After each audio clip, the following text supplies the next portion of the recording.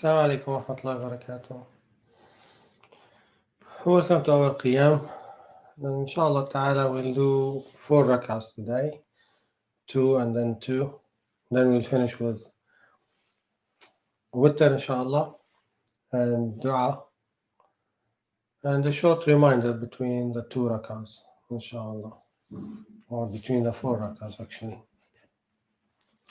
I'm reciting from Surah Luqman, verse from the beginning of the surah, inshallah ta'ala.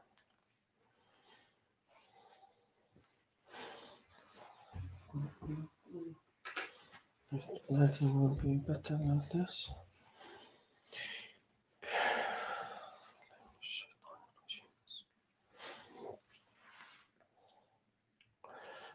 الله أكبر.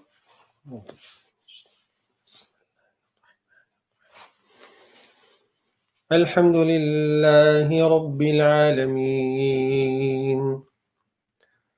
الرحمن الرحيم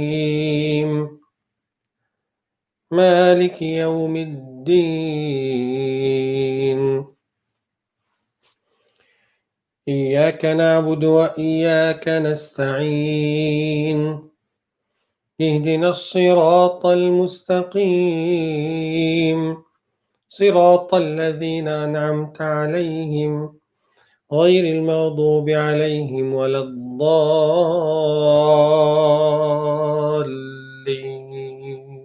آمين. بسم الله الرحمن الرحيم. ألف لام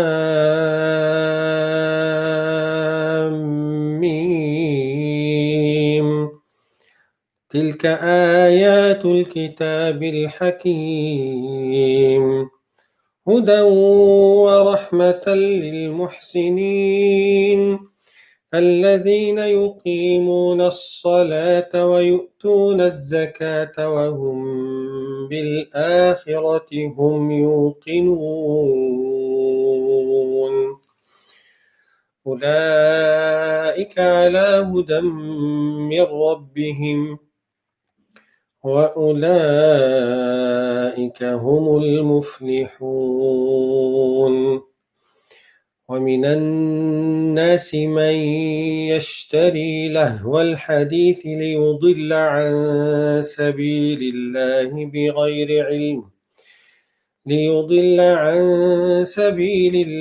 بغير علم ويتخذها هزوا أولئك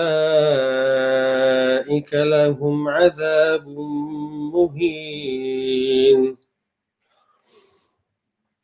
وإذا تتلى عليه آياتنا ولى مستكبرا كأن لم يسمعها كأن في أذنيه وقرا فبشره بعذاب أليم إن الذين آمنوا وعملوا الصالحات لهم جنات النعيم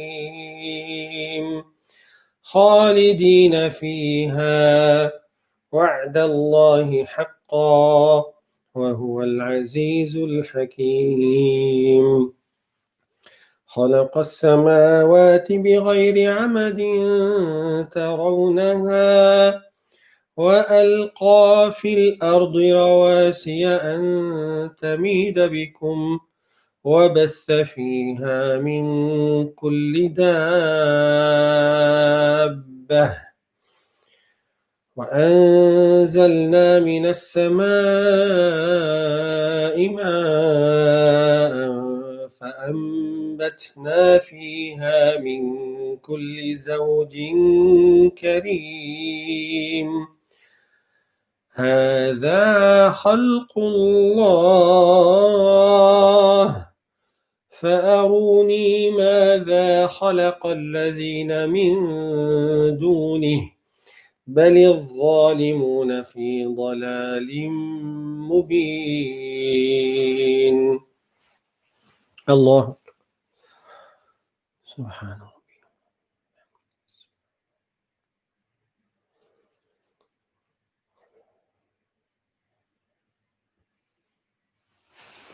سمع الله لمن حمده. اللهم ربنا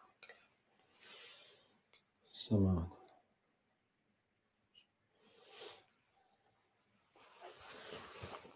الله أكبر.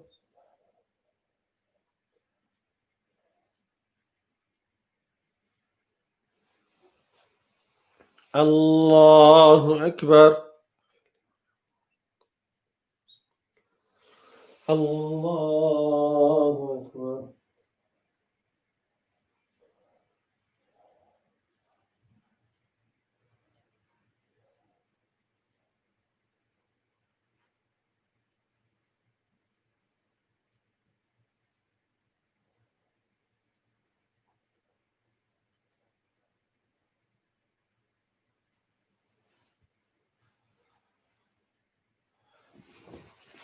الله أكبر.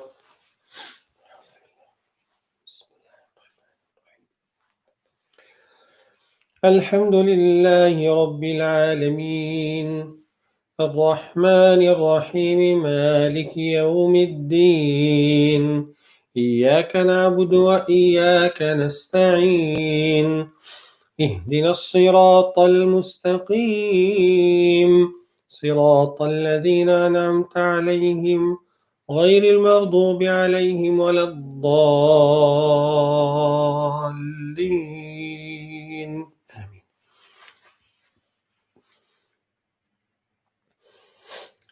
ولقد آتينا لقمان الحكمة أن اشكر لله ومن يشكر فإنما يشكر لنفسه ومن كفر فإن الله غني حميد. وإذ قال لقمان لابنه وهو يعظه يا بني لا تشرك بالله إن الشرك لظلم عظيم. ووصينا الإنسان بوالديه حملته أمه وهنا على وهن وفصاله في عامين أن اشكر لي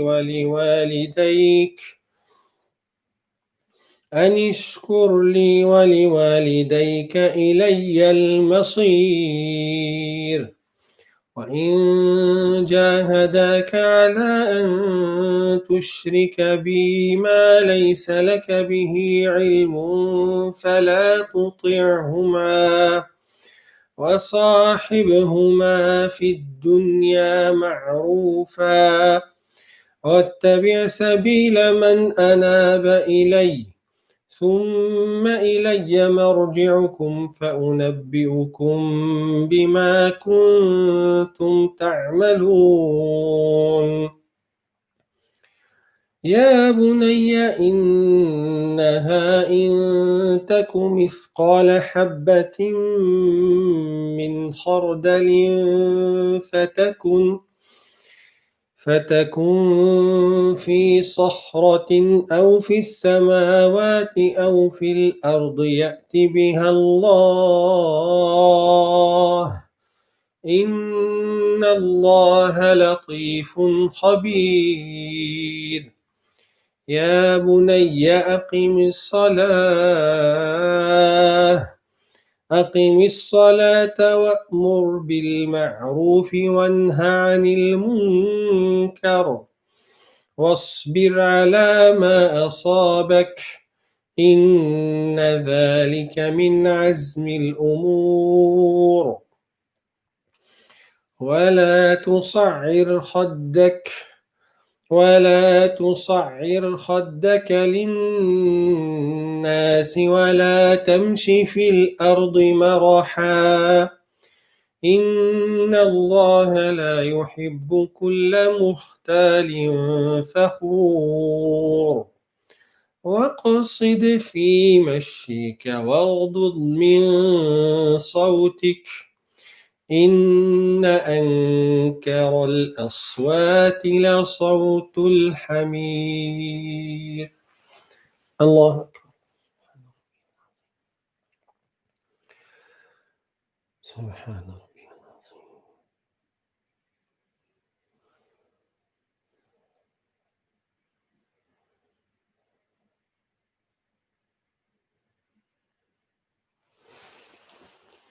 سمع الله لمن حمده. اللهم ربنا حمدا كثيرا.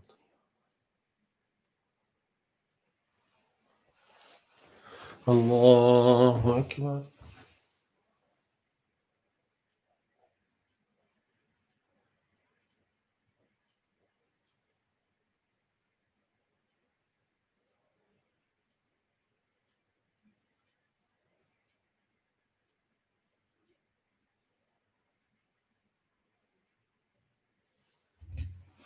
الله أكبر.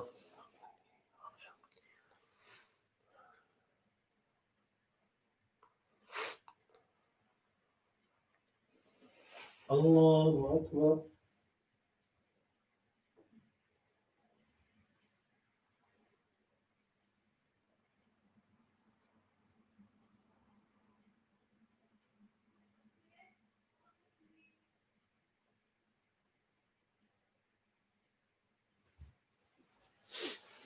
الله أكبر. صلوات السلام ورحمة الله. أشهد أن لا إله إلا الله رسول الله.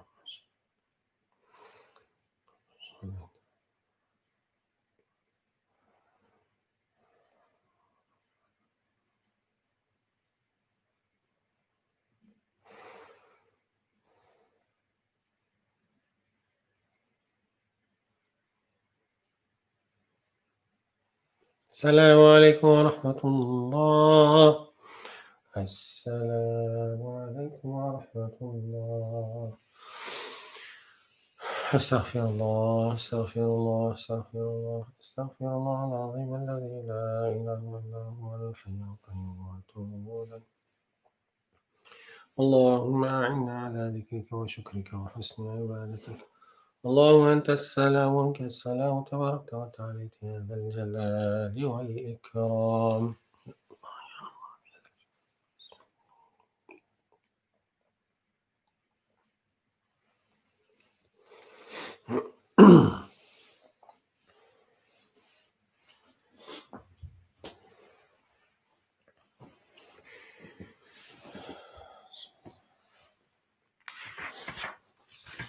Inshallah, we'll continue the recitation from Surah Luqman.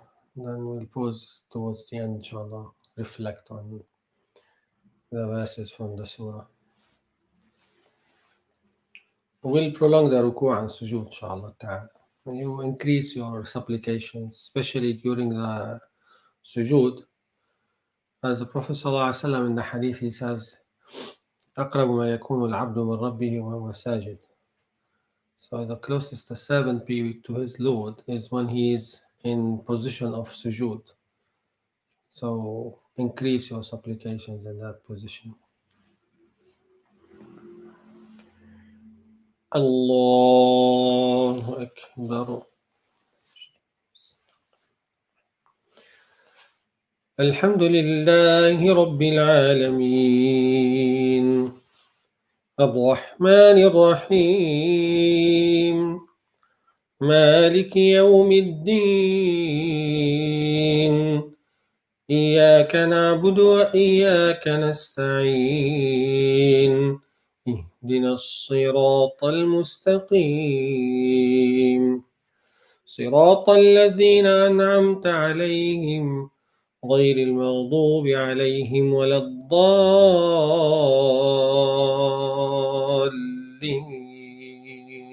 آمين.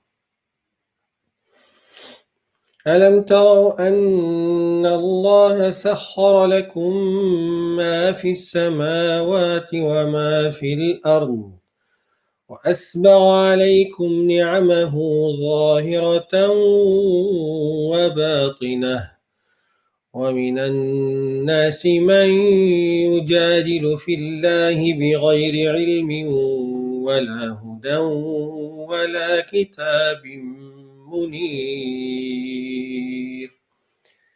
وإذا قيل لهم اتبعوا ما أنزل الله قالوا بل نتبع ما وجدنا عليه آباءنا أولو كان الشيطان يدعوهم إلى عذاب السعير. ومن يسلم وجهه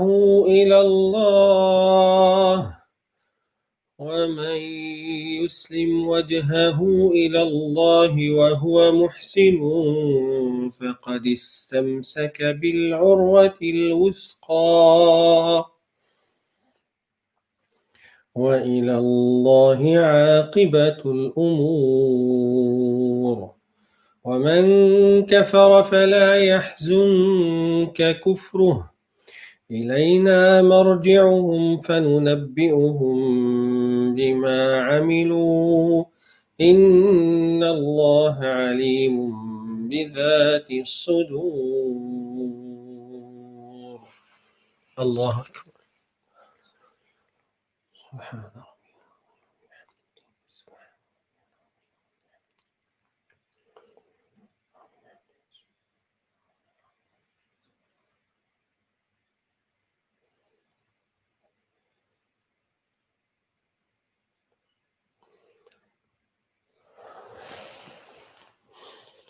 سمع الله لمن حمده. اللهم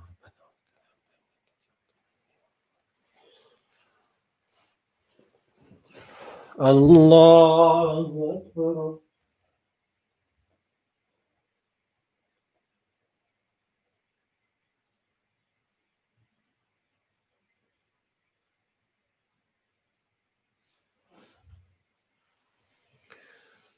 الله أكبر.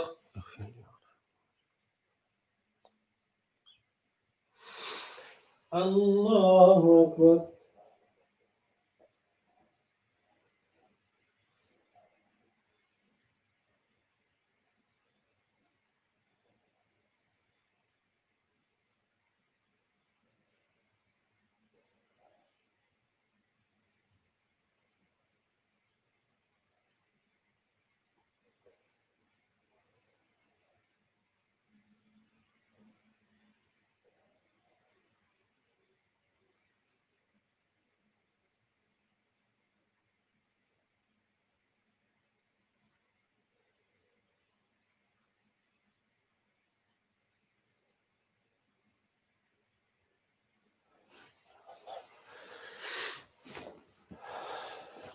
الله أكبر. بسم الله.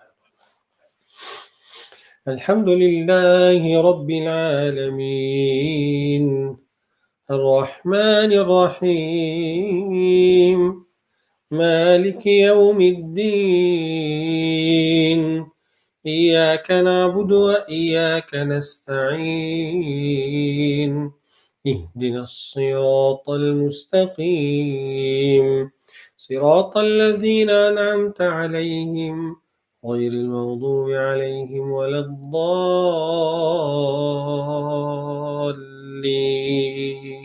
آمين.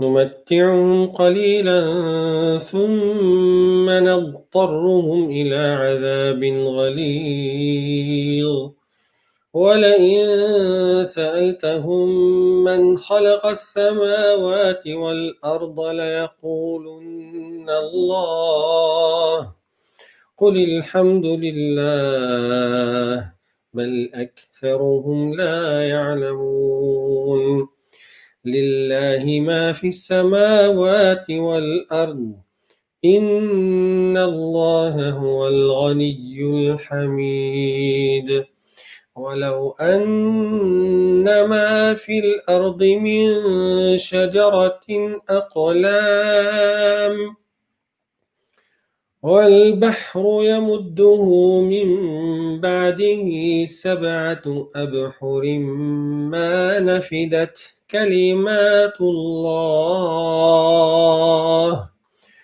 إن الله عزيز حكيم ما خلقكم ولا بعثكم إلا كنفس واحدة إن الله سميع بصير ألم تر أن الله يولج الليل في النهار ويولج النهار في الليل وسخر الشمس والقمر كل يجري إلى أجل مسمى وأن الله بما تعملون خبير ذلك بأن الله هو الحق وأن ما يدعون من دونه الباطل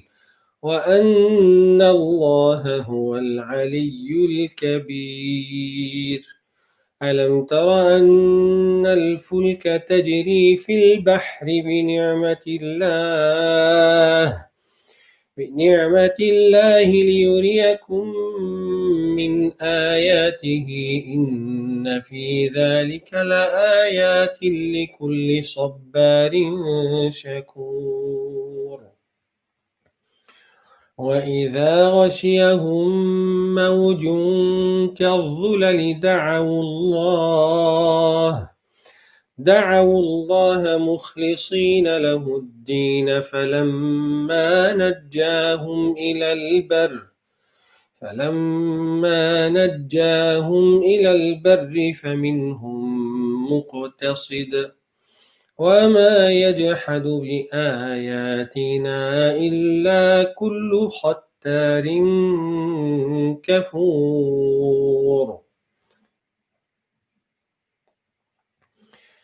يا أيها الناس اتقوا ربكم واخشوا يوما لا يجزي والد عن ولده ولا مولود هو جاز عن والده شيئا إن وعد الله حق فلا تغرنكم الحياة الدنيا ولا يغرنكم بالله الغرور إن الله عنده علم الساعة وينزل الغيث ويعلم ما في الأرحام وما تدري نفس ماذا تكسب غدا وما تدري نفس بأي أرض تموت إن الله عليم خبير الله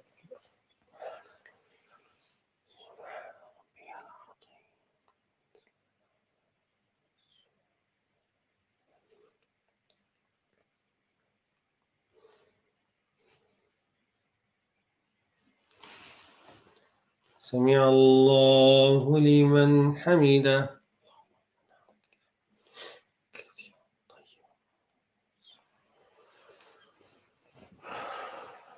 الله أكبر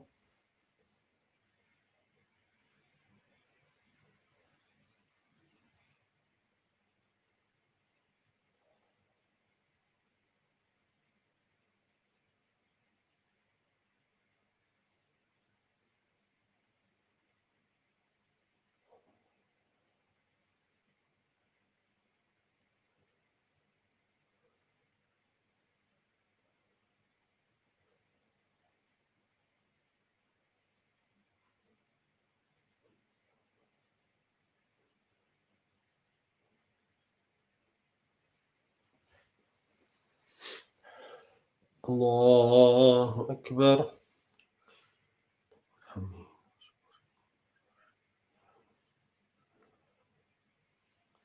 الله أكبر.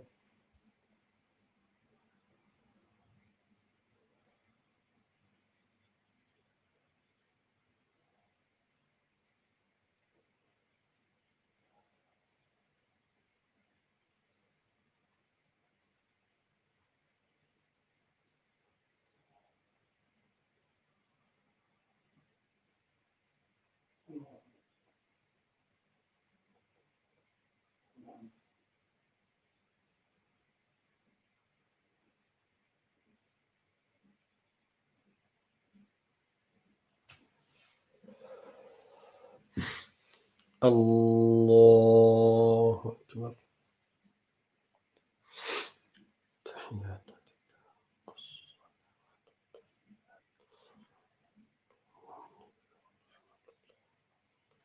السلام.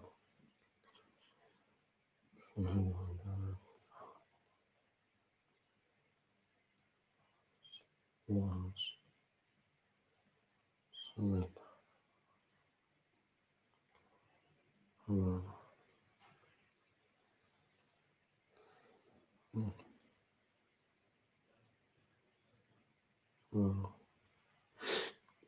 السلام عليكم ورحمة الله.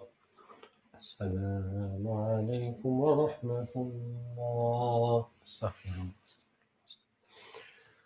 اللهم أعنا على ذكرك وشكرك واستغفرك. اللهم أنت السلام.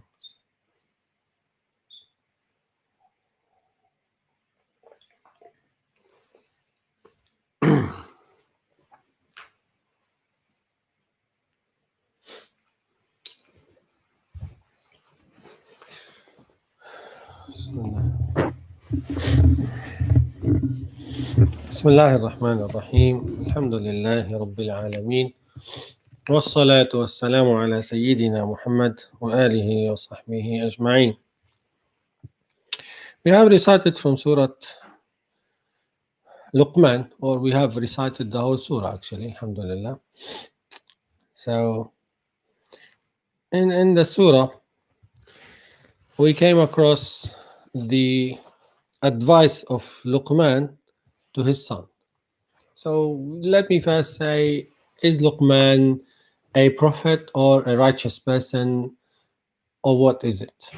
The majority of the scholars, they mention that Luqman is a wise man, as Allah stated in the Quran. But some scholars do prefer to say that he is a prophet, because what he's saying is in line with the prophethood, and but there's no solid proof on that. So it is agreed upon to a certain extent that he was a pious, wise man, righteous, and worshipper of Allah subhanahu wa ta'ala.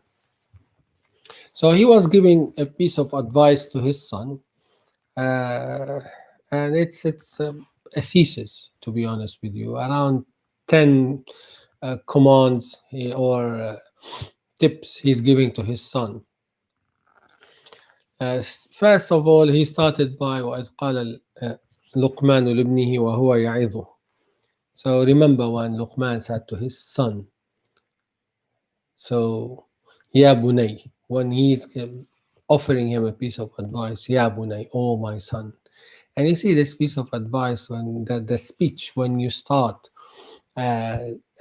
calling somebody with the preferred name he loves, my son. So it's you are part of me, I'm part of you. So this is very intimate relationship and intimate call between the father and the son.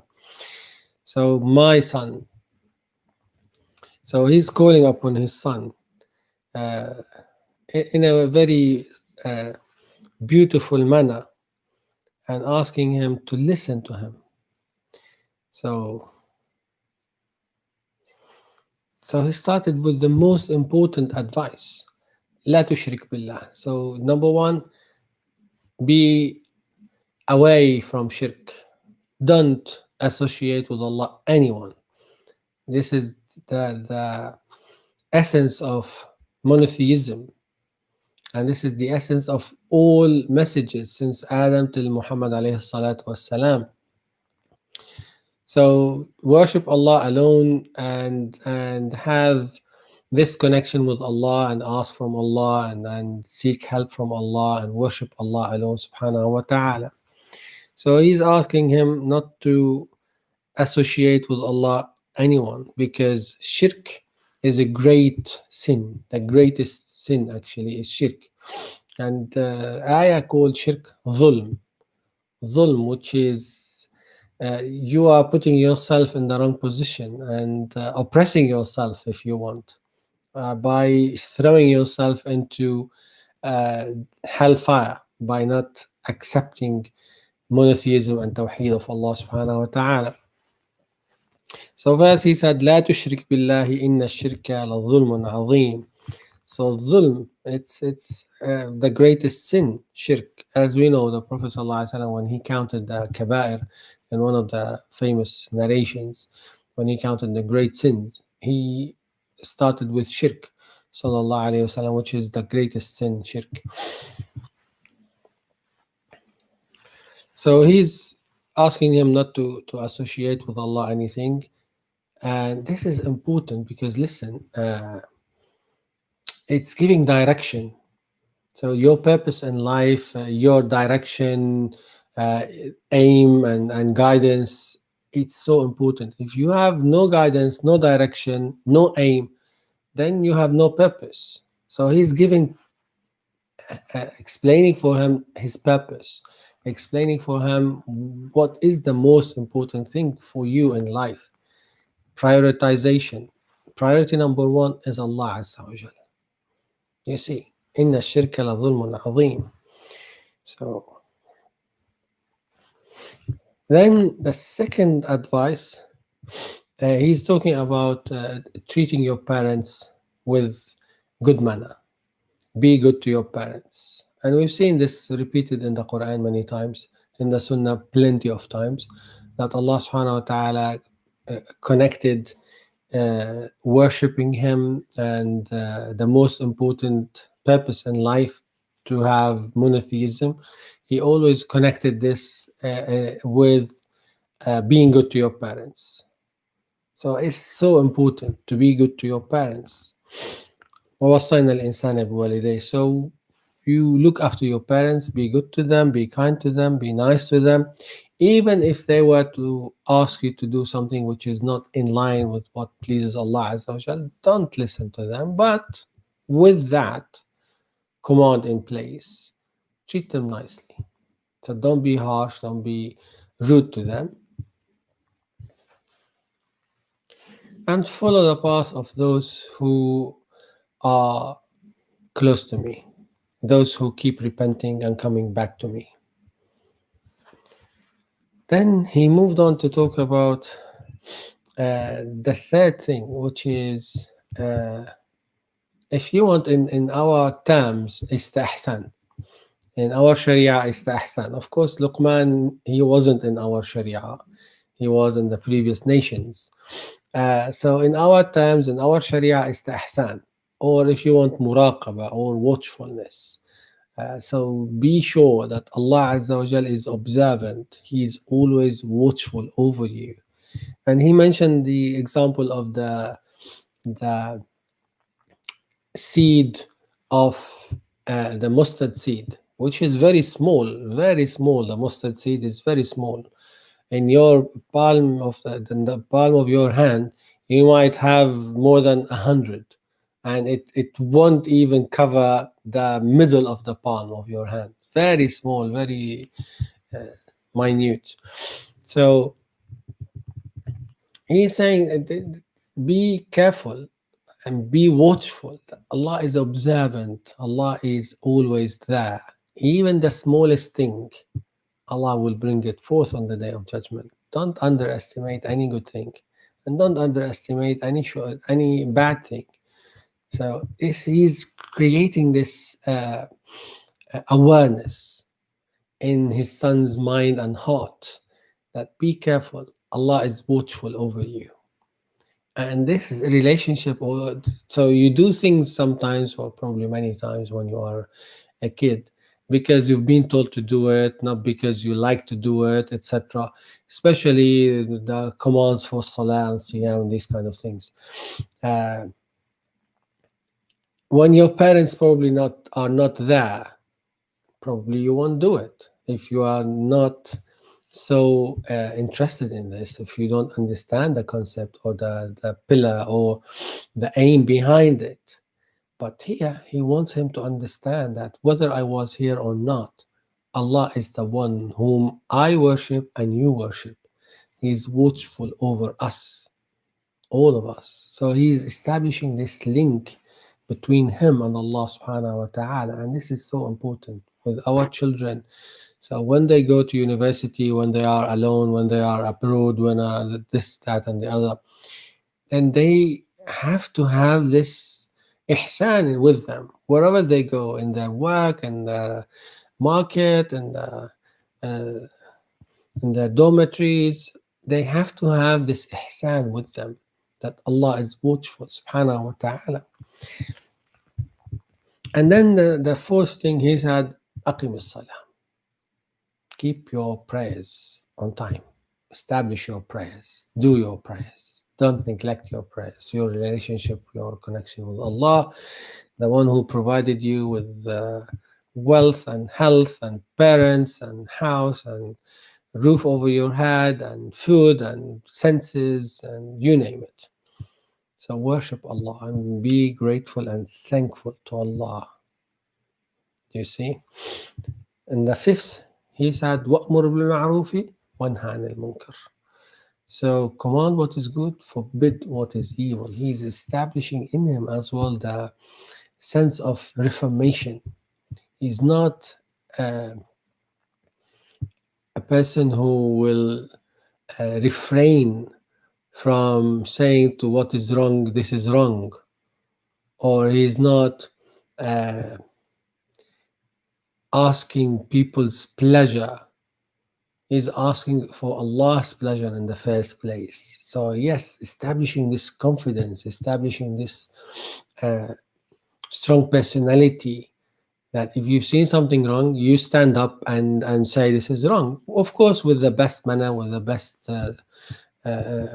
way. But nevertheless, we encourage our children to be people of reformation, carry the message of the prophets and the messengers. Reform is their message.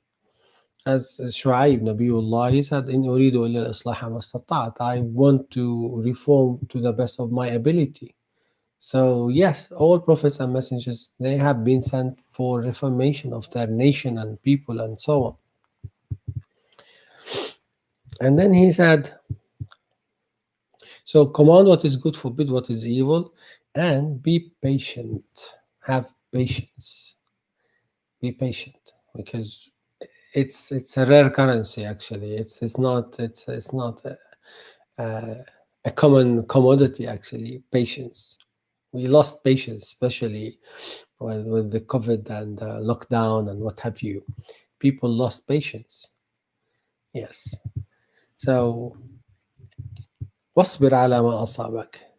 Be patient with what you have been afflicted with, because this is from destiny and he's connecting him with the destiny of Allah. Don't be complaining and moaning and this and that. So be positive, stand on your feet, and then face your reality and do what it takes to change it and make the best of that, and change the calamity to opportunity. And then he said, ولا تصعر خدك. And this is important here. So لا تصعر خدك, it means do not look down at others. Don't have arrogance and kibr. Don't look down at others. Don't be an arrogant person. Don't be a racist person. Don't be an Islamophobic. Don't be a person who hates others. Don't. The message is you love for others what you love for yourself. So don't look down at them. You are not better than them. All of you are from Adam, as the Prophet ﷺ said, and Adam is from dust. In the Quran, Allah says, "Inna khalaqnakum min dhakarin wa untha." We have created you from a male and a female, and we've made you into nations and tribes in order to know one another. Indeed, the most honorable of you in the sight of Allah is the one who has taqwa, the best taqwa. So this is how you are better than others in your actions between you and Allah. It's not something to boast about, that you have a different color, different nationality, different race, different culture, or whatever. No. So this is the common message for all prophets and messengers, that all of you are the children of Adam. So no one has superiority over the other. Not race, not color, not nationality, not anything. And then he said, walk properly and do not walk with arrogance as well. He's teaching him how to walk, how to act, not to be childish, not to be arrogant, not to be a person of reflection of the whispers of the shaitan and the actions of the shaitan. Don't do that. And then he said to his son as well, وَغْضُضْ مِنْ صَوْتِكَ. And this was the last thing. وَغْضُضْ مِنْ صَوْتِكَ. When you speak, watch the tone of your voice. Don't raise your voice. Don't shout. Don't use a provocative tone. Don't. Be a nice person, kind person, in your words, in your actions, in your tone, in the way you speak, the way you walk, in the way you look, in the way you reform. Yes. And then the ayah says, Inna ankar al aswati la sawtul hamir. Indeed, the most disliked sound is the braying of the donkey. So be careful. Don't be like that.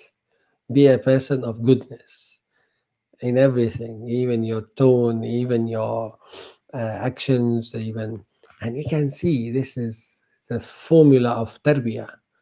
If we were to apply every single bit, it's a standalone topic. You can talk the details and details under each topic. So number 1 and number 10, all of them from number 1 to number 10, each and every point is so crucial in the tarbiyah, and it creates the balance, it creates the strong personality, it creates the a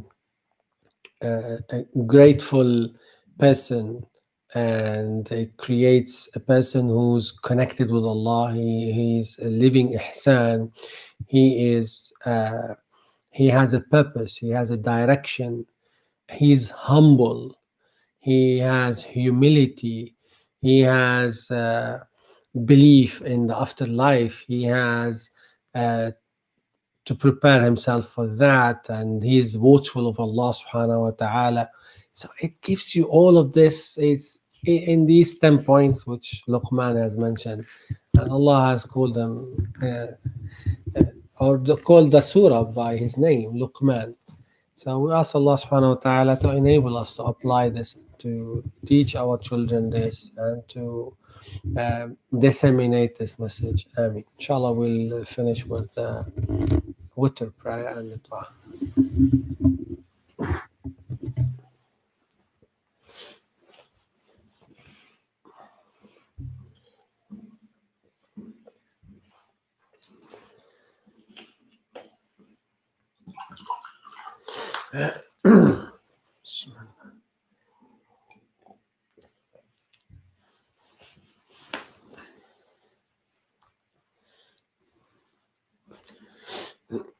We'll pray 2 rak'ahs and then 1 rak'ah, inshallah. Allah Akbar. الحمد لله رب العالمين الرحمن الرحيم مالك يوم الدين إياك نعبد وإياك نستعين اهدنا الصراط المستقيم صراط الذين أنعمت عليهم غير المغضوب عليهم ولا الضالين آمين. سبح اسم ربك الأعلى الذي خلق فسوى والذي قدر فهدى والذي أخرج المرعى فجعله غثاء أحوى سنقرئك فلا تنسى إلا ما شاء الله إنه يعلم الجهر وما يخفى ونيسرك لليسرى فذكر إن نفعت الذكرى سيذكر من يخشى ويتجنبها الأشقى الذي يصلى النار الكبرى ثم لا يموت فيها ولا يحيا الله سبحان ربي سمع الله لمن حمده ربنا الله أكبر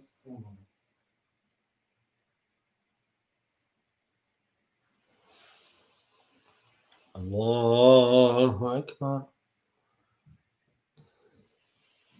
الله أكبر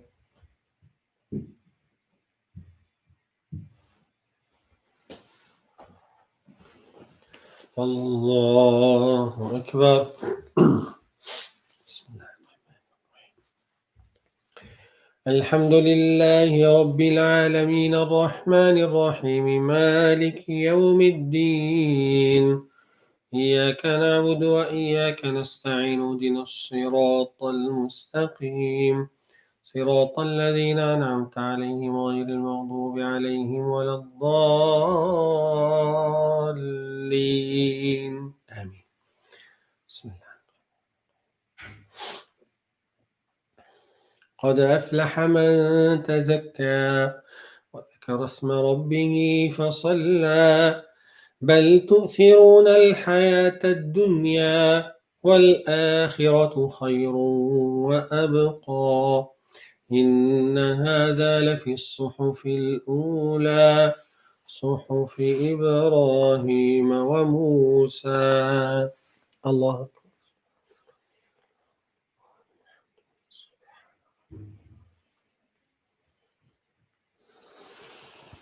سمع الله لمن حمده ربنا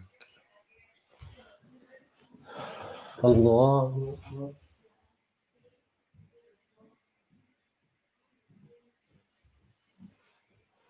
الله أكبر الله أكبر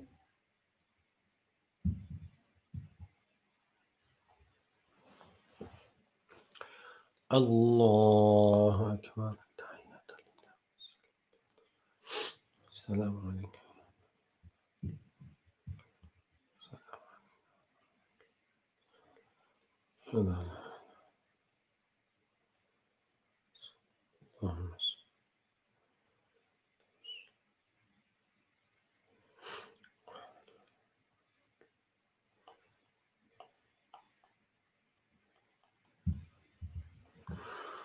السلام عليكم السلام ورحمة الله استغفر الله استغفر الله استغفر الله استغفر الله الله استرك إن شاء الله الله أكبر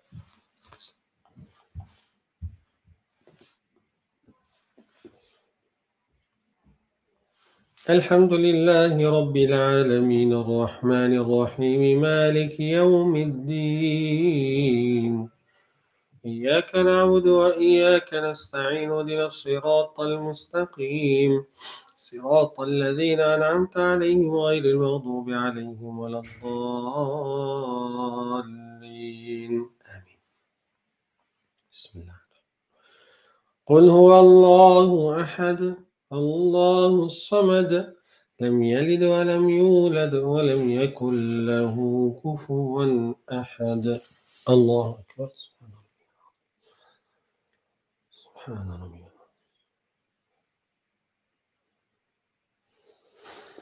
سمع الله لمن حمده. ربنا.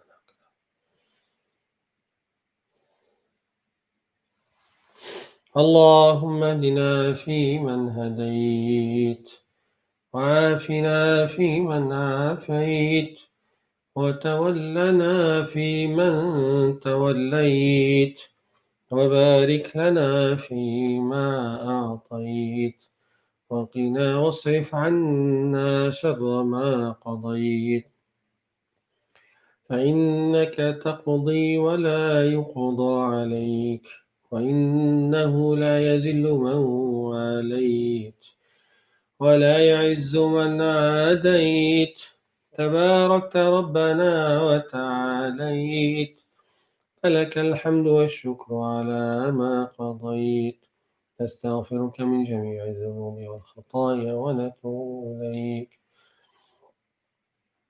اللهم اغفر لنا ما قدمنا وما أخرنا، وما أسررنا وما أعلنا، وما أنت أعلم به منا. اللهم فرج الكرب عن المكروبين، ونفس الهم عن المهمومين. اللهم ارحم موتانا وموتى المسلمين، واشف مرضانا ومرضى المسلمين. اللهم نسألك الشفاء العاجل يا رب العالمين. اللهم إنا نسألك الهدى والتقى والعفاف والغنى. ربنا هب لنا من أزواجنا وذرياتنا قرة أعين واجعلنا للمتقين إماما. ربنا لا تزغ قلوبنا بعد إذ هديتنا وهب لنا من لدنك رحمة إنك أنت الوهاب. ربنا إننا سمعنا مناديا ينادي للإيمان أن آمنوا بربكم فآمنا. ربنا فاغفر لنا ذنوبنا وكفر عنا سيئاتنا وتوفنا مع الأبرار. ربنا وآتنا ما وعدتنا على رسلك ولا تخزنا يوم القيامة إنك لا تخلف الميعاد. اللهم إنا نعوذ بك من زوال نعمتك وتحول عافيتك وفجاءة نقمتك وجميع سخطك. اللهم إنا نعوذ بك من جهد البلاء ودرك الشقاء وسوء القضاء وشماتة الأعداء. اللهم إنا نعوذ بك من الهم والحزن. اللهم إنا نعوذ بك من الهم والحزن، ونعوذ بك من العجز والكسل، ونعوذ بك من الجبن والبخل، ونعوذ بك من غلبة الدين وقهر الرجال. اللهم اكفنا بحلالك عن حرامك، وأغننا بفضلك عمن سواك. اللهم ارزقنا حلالا طيبا واستعملنا صالحا. اللهم اهد قلوبنا إليك ودلنا بك عليك، ولا تجعل حوائجنا إلا إليك. ثبتنا بقولك الثابت في الحياة الدنيا وفي الآخرة، نحن وآباؤنا وأمهاتنا وأزواجنا وذرياتنا وأحبابنا والمسلمون يا رب العالمين. اللهم ارحمنا فإنك بنا راحم، ولا تعذبنا فإنك علينا قادر، والطف بنا فيما جرت به المقادير، إنك على كل شيء قدير. اللهم ارزقنا حسن التوكل عليك، وحسن الإقبال إليك، وحسن الظن بك، وحسن الخاتمة. اللهم إنا نسألك أن تطهر قلوبنا من النفاق، وألسنتنا من الكذب، وأعيننا من الخيانة. اللهم اجعلنا من الصادقين، واجعلنا من المتقين، واجعلنا من المخلصين، واجعلنا من المقربين. اللهم إنا نسألك الجنة وما قرب إليها من قول أو عمل، ونعوذ بك من النار وما قرب إليها من قول أو عمل. اللهم ألهمنا رشدنا، وأعذنا من شرور أنفسنا. اللهم يا رب العالمين، يا حي يا قيوم، برحمتك نستغيث يا الله. اللهم أعطنا سبلنا على ما يرضيك عنا، واجعلنا من المخلصين المتقين الصالحين المقربين عندك يا رب العالمين. اجعلنا من الذين أحببتهم فأحبوك، ومن الذين قربتهم فأطاعوك. اغفر لنا ولوالدينا ولأزواجنا وذرياتنا والمسلمين ومن أوصانا بالدعاء، ولأحبابنا ولجميع المسلمين يا رب العالمين. وصل وسلم وبارك على سيدنا محمد وآله وصحبه أجمعين. الله أكبر.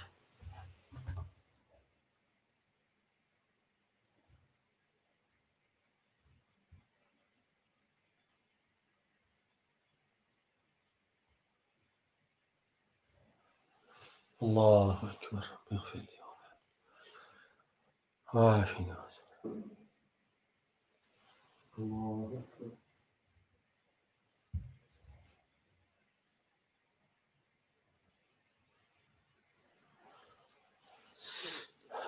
الله أكبر. السلام عليك أيها النبي، السلام علينا وعلى أشهد أن لا إله إلا الله.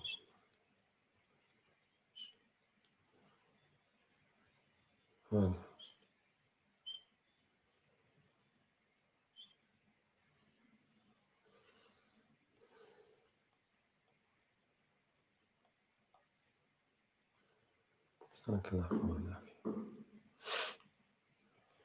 السلام عليكم ورحمة الله. السلام عليكم ورحمة الله. أستغفر الله، أستغفر الله، أستغفر الله، أستغفر الله. بسم الله.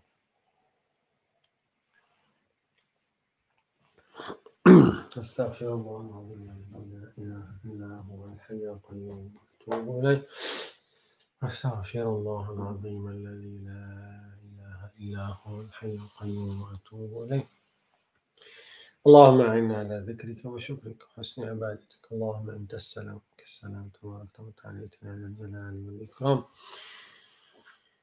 الله لا إله إلا هو الحي القيوم، لا تأخذه سنة ولا نوم، في السماوات وفي الأرض. لا الذي يشفع عنده إلا بإذنه، يعلم بين أيديهم وما خلفهم، ولا يحيطون بشيء ولا يؤوده حفظهما العلي العظيم. ومن شيء لا يسبح بحمده دائما وأبدا. سبحان الله، سبحان الله، سبحان الله، سبحان الله، سبحان الله، سبحان الله، سبحان الله، سبحان الله، سبحان الله. الحمد لله، الحمد لله، الحمد لله، الحمد لله، الحمد لله، الحمد لله.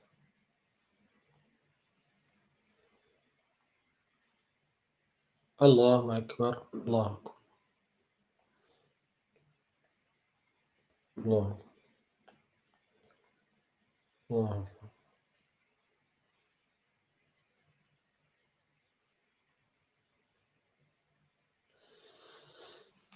لا إله إلا الله وحده لا شريك له، له الملك وله الحمد، يحيي ويميت وهو على كل شيء قدير. بسم الله الرحمن الرحيم.